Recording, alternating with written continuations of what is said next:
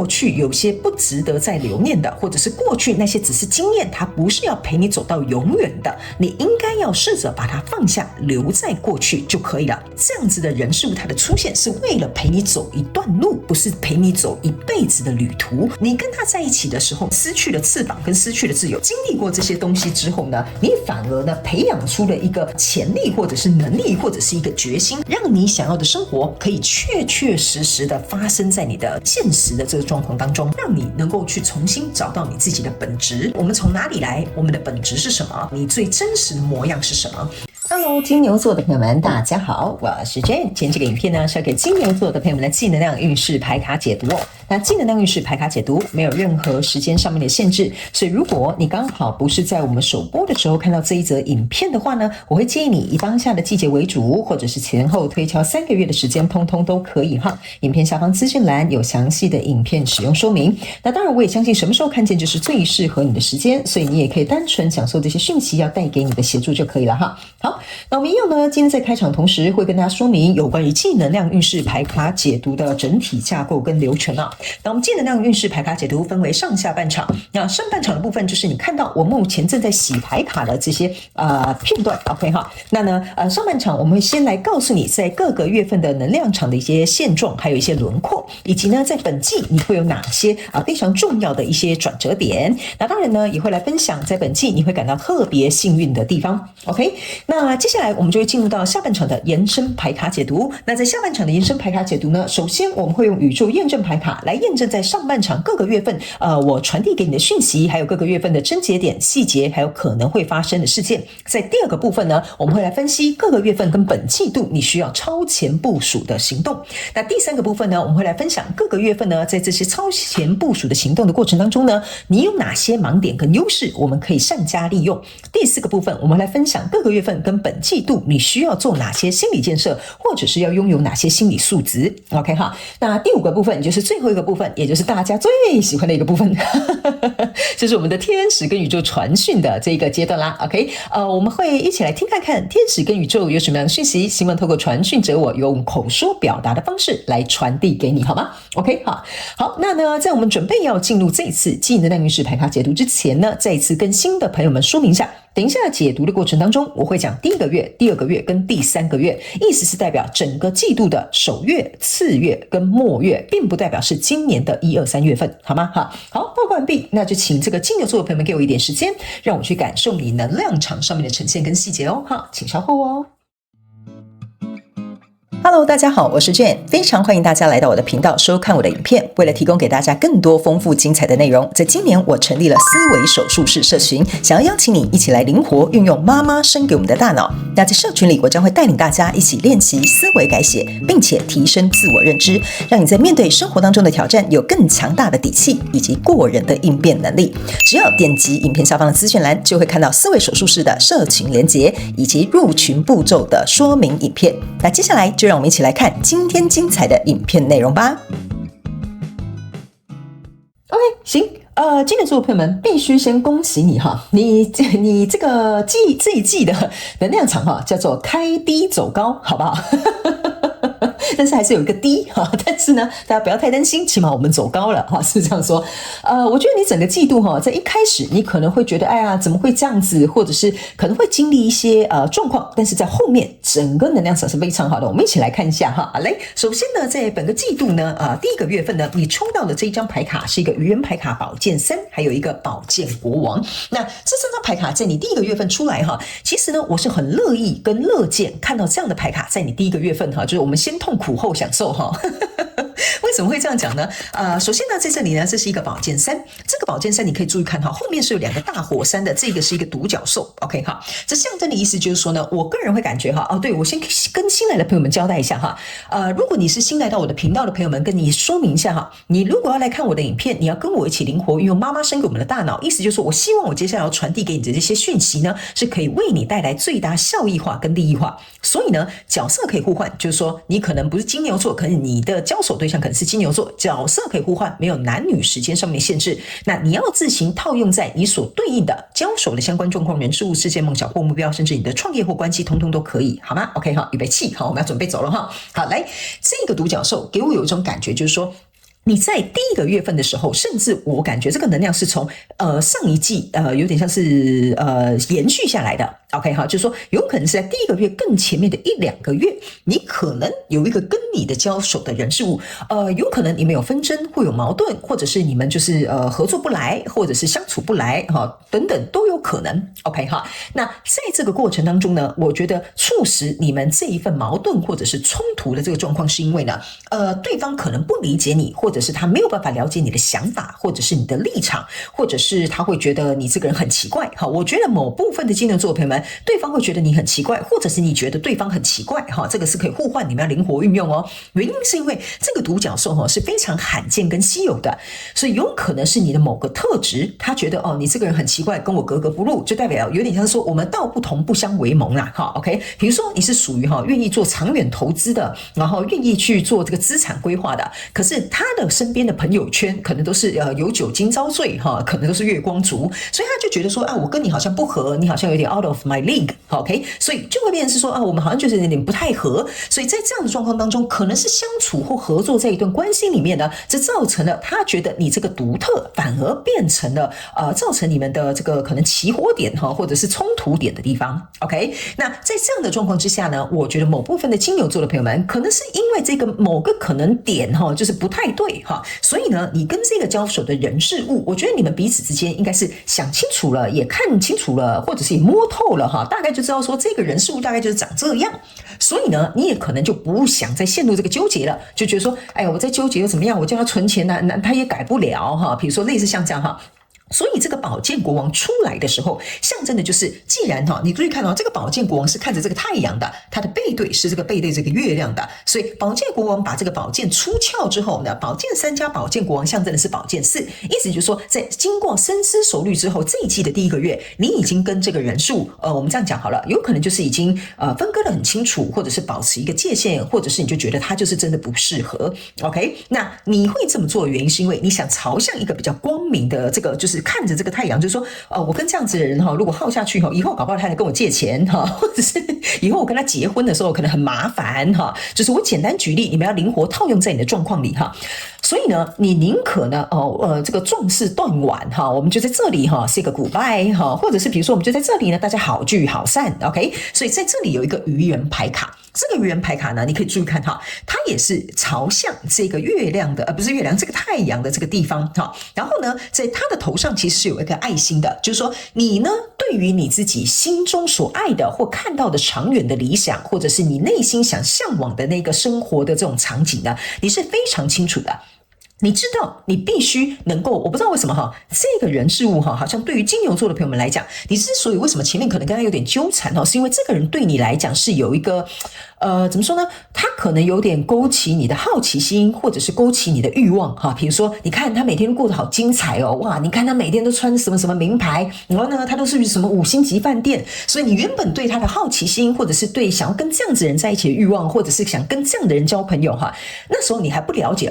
原来他是因为花光了钱所以他根本就是把这些钱都花光光，所以他才会有这样的生活，所以你才意识到说原来是这样子，所以可是他跟我未来的生活愿景或要找的伴侣，或者是想要找到金钱观契合的，比如说合作伙伴，其实这个可能是跟你不适配的，或者是你觉得不适合的 OK 所以因为这样子，你宁可朝向一个新的这个方向去展开，或者是你就会接受这个事实我感觉大部分的金牛座可能是有点像接受这个事实，然后愿意去展开，或者是去寻找另外一个更好的人数来跟你匹配，或者是来符合你想要未来要去走的那个方向 OK。 所以这大概是第一个月，我觉得你心里在梳理，在安顿，或者是心里在怎么讲，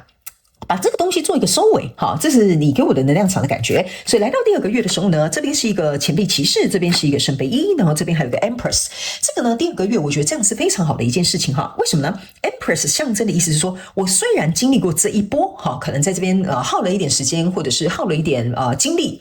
但是我觉得你这个怎么讲，这个女皇牌卡给我有一种感觉，就是经历了这一招之后，你才更加充满对于你人生的这个希望。 OK， 什么意思呢？就是说我先跟一个月光族相处过后，我才知道原来金钱存钱这个东西是很重要的，所以我反而好像多了一份肯定感，觉得我这样子其实是比较适合我的哈。但这边我先做一个免责声明哈，我只是举例，我不是说每个人都一定要存钱，你想花光你的钱也没关系，好不好哈？那请大家要灵活运用。所以我要跟你讲的这个比喻的意思就是说呢，你意识到说这个看似过去经历的这些东西，让你更加对于自己的这个价值也好，自己的选择也好，自己的目标也好，你更加充满着希望，而且你想要去孵化这个希望，就是说你希望能够把它诞生，你希望能够把它孵化出来，你希望说赶快财富自由或买个车买个房哈，就是这样子。我用这个金钱这个比喻，你们就比较了解了。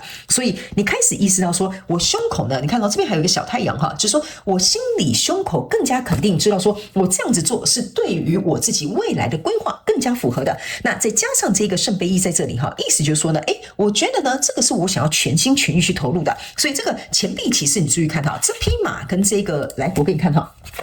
我刚刚有讲嘛，这是一个愚人牌卡，你想要有个新的愿景，或者是你心中的愿景，你看向这个方向，你越来越觉得越契合，那个才是适合你的。这个骑马的这个人就是你，你看你的爱心就在你的头上，瞄准了这个星星，这个星星是在哪？这个星星啊，就是这个皇后牌卡头上的星星，就代表说你对于你人生的愿景跟希望，你是锚定你的行动跟你的想法，你想要人就是有点像说你的知行合一，你知道说我经历这个的时候，我反而知道我更适合什么样的人事物，或者是我更适合什么样的什么价值观哈，通通都可以哈。所以这个圣杯一象征就是我觉得这个东西才是我热情值得我去付出跟投入的一个状态。所以来到这个第3个月份哈，我为什么说你开低走高就是在这里哈。接着呢，来到这个太阳牌卡，还有这个宝剑6，还有这个魔术师，象征的意思就是说经历过这一番的这个人事物的交手，来到这里你觉得好，那我应该要另起炉灶，或者是我应该要调整一下方向，或者是我已经准备好要出发。来到第3个月的时候呢，你真的得到了一颗大太阳。最重要的是呢，这个宝剑6象征的就是说过去这些事情已经没有办法再影响你，或者是没有办法再去干扰你的情绪。所以呢，这边呢有一个魔术师，象征的意思就是说我要把我心中的这个太阳就是我一直锚定的这几个太阳因为太多太阳了我就不拿了就是我刚给你看的这几颗太阳，在第3个月的时候它真的升起来了，绽放光芒，因为你把它孵化了，你把它显化出了在你的生活当中。所以在第3个月，我个人会认为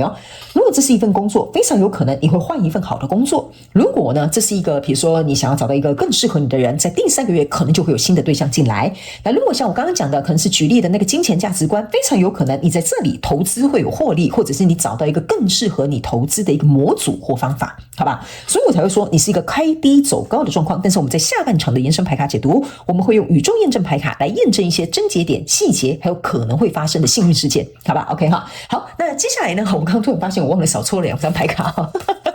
好，接下来呢，我们先来看一下，在本季呢，你有哪些重要的转折点，好不好？好 ，OK 哈。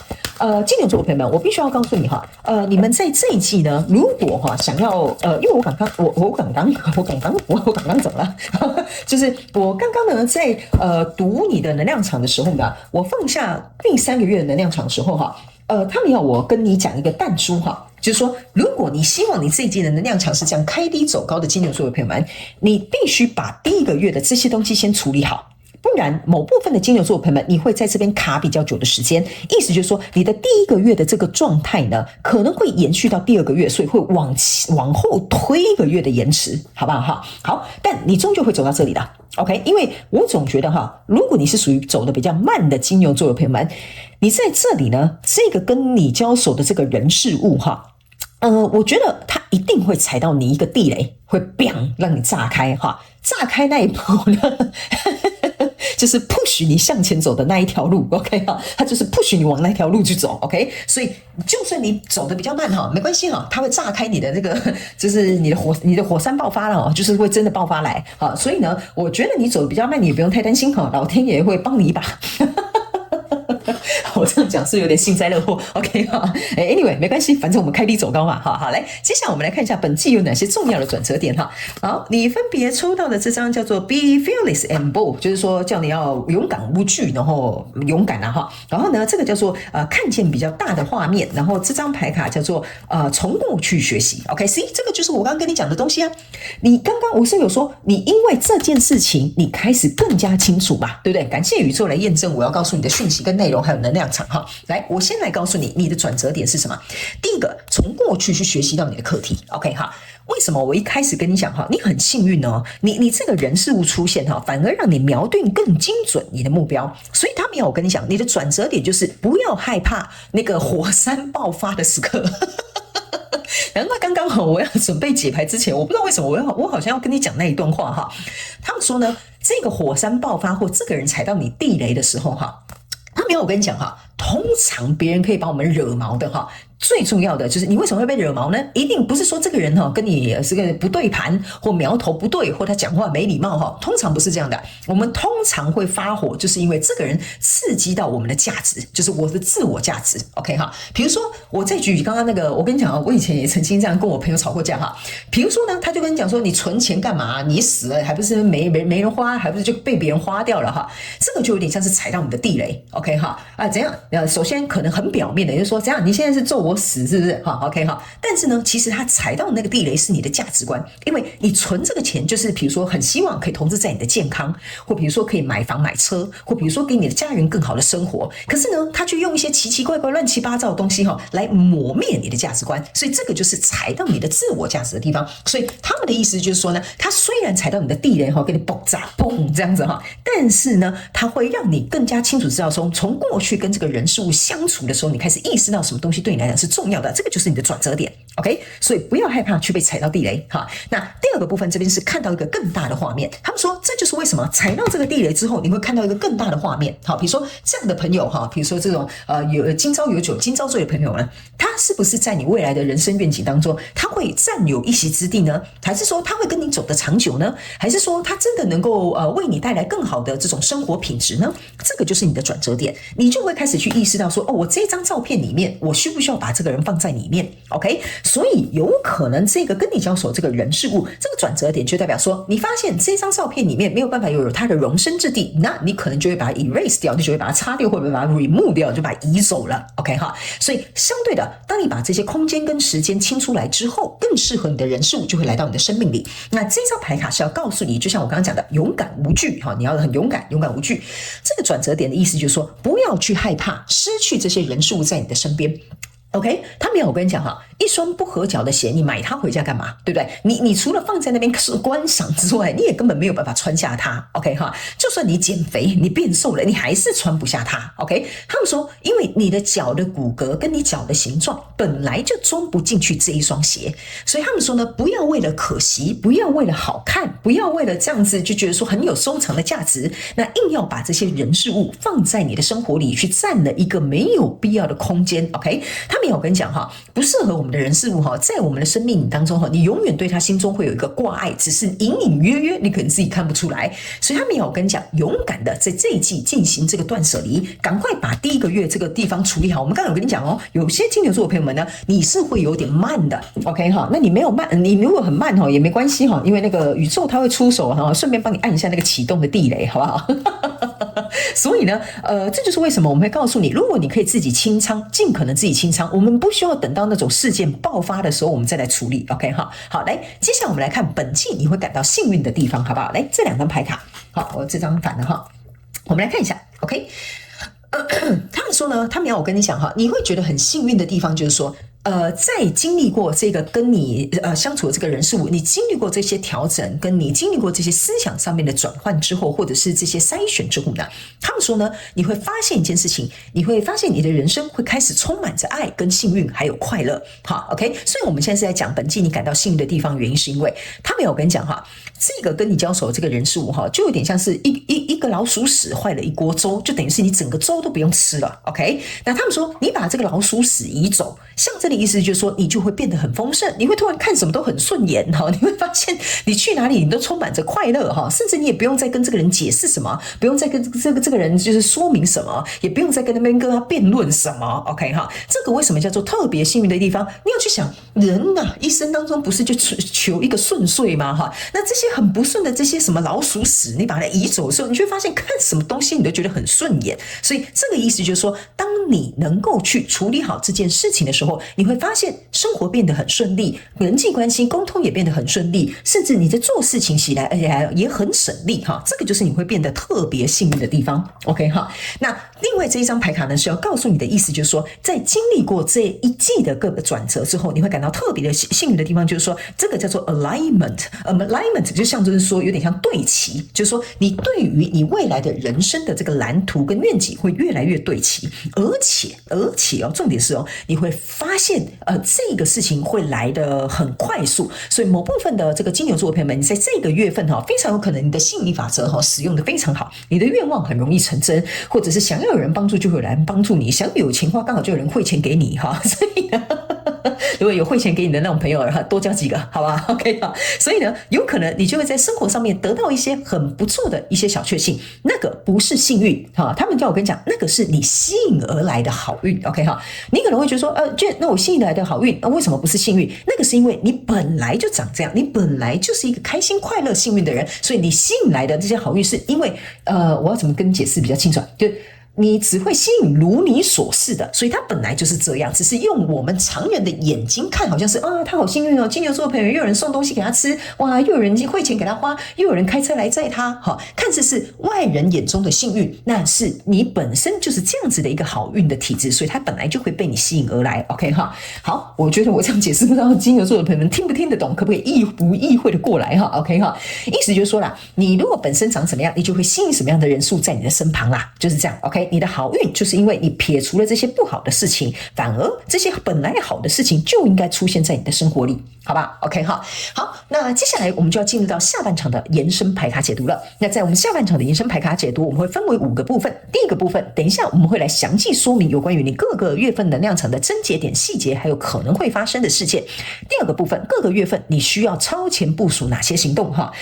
然后接下来第3个部分，在各个月份跟本季度你部署这些行动的时候有什么样的盲点跟优势，我们来善加利用一下。第4个部分，整个季度过程当中各个月份你需要拥有什么样的心理建设，或者是具备什么样的心理素质。第5个部分，也就是大家最想要听见的天使跟宇宙传讯的部分，会借由传讯者我用口说表达的方式来告诉你天使跟宇宙想要告诉你的讯息 OK 哈。那如果你也想要来加入我们下半场延伸牌卡解读的朋友们，我们下半场延伸牌卡解读的影片连结就在这一支影片的影片下方资讯栏的第1行 OK 哈，你一定可以很轻松找得到它。欢迎你以行动来支持我们的频道好吗 OK 哈。那以上半场的基础轮廓给这个金牛座的朋友们作为一个参考，希望能够为你带来一点帮助，也非常感谢金牛座的朋友们来收看我的影片，希望你会喜欢。那我们就下半场延伸牌卡解读见咯，拜拜。